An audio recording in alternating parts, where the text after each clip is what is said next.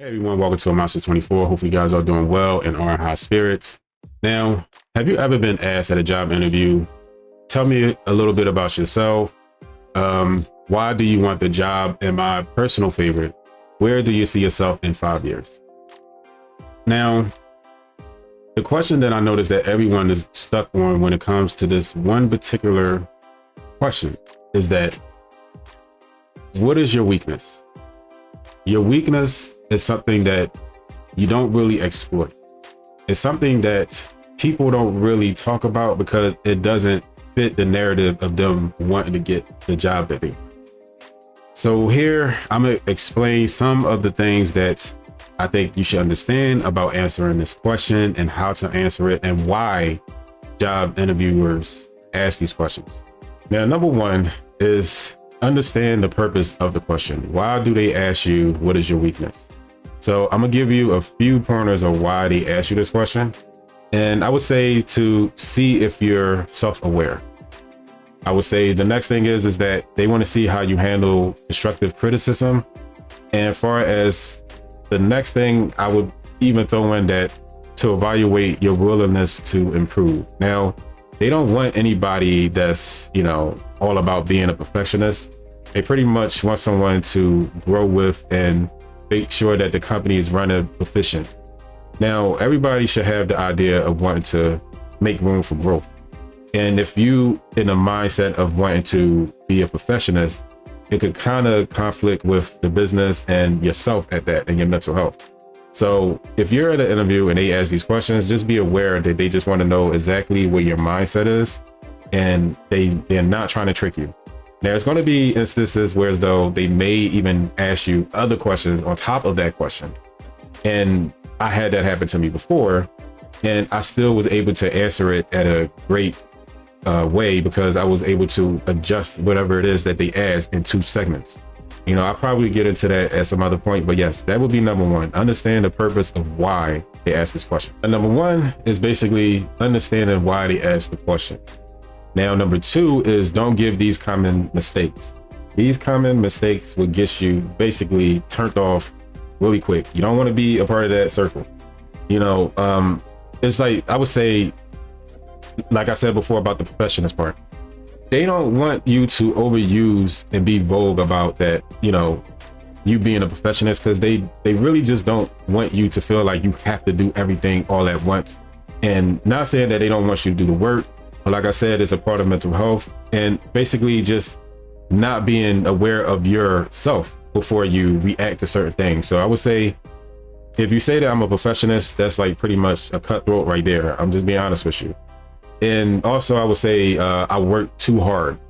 It sounds like you're pretty much dodging a question when you say that, because it's like they don't want to hear that you work too hard. I'm sure that if you get the job, I'm sure that you're going to be working hard, but they want to see, like I said, your self-awareness and what you can bring to the company mentally. And I will also throw in, I don't really have a weakness. Why would you say you don't have a weakness? Everybody has some type of weakness at some point in their life. So that is a red flag, because it pretty much give you like a arrogance, or like I said before, a lack of awareness in that sense. So those are the don't give these common mistakes. Don't say it, please. Make sure that you don't mention those things, because if you do, I could tell you 9 times out of 10, you will not get that job. And number 3 is choose a real professional weakness. Now you're probably wondering, like, what do you mean choose a professional weakness, right?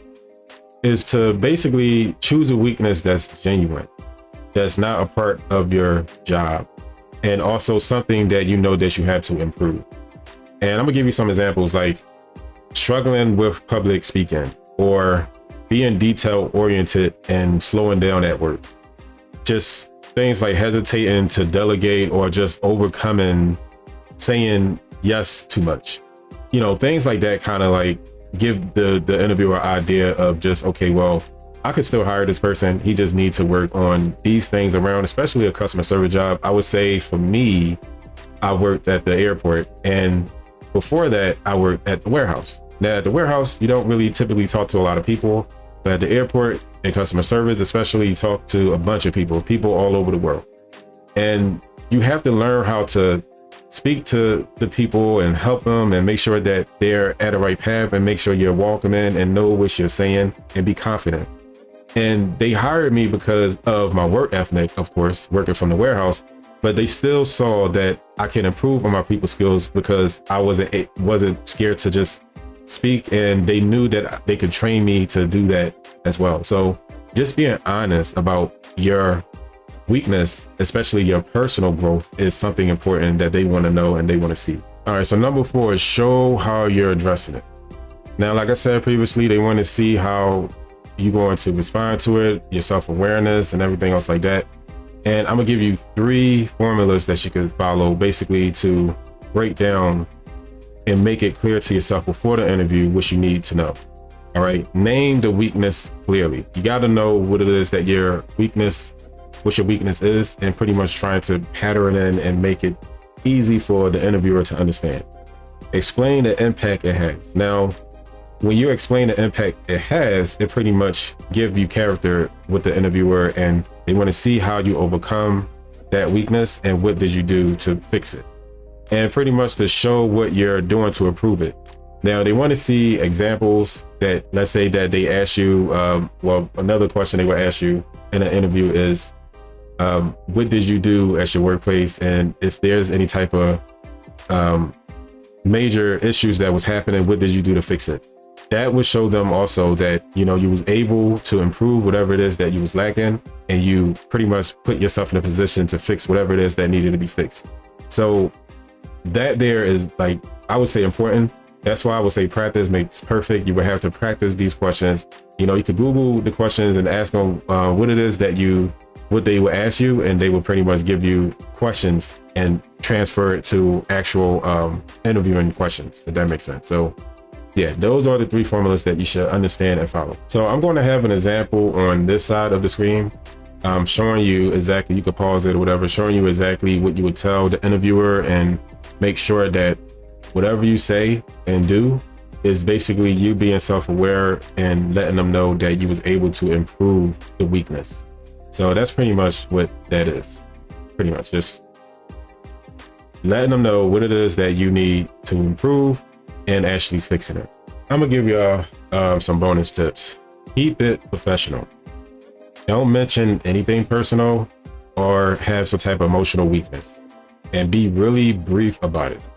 You don't want to over-explain because it's going to make you sound apologetic, and honestly, they're not trying to hear that at all.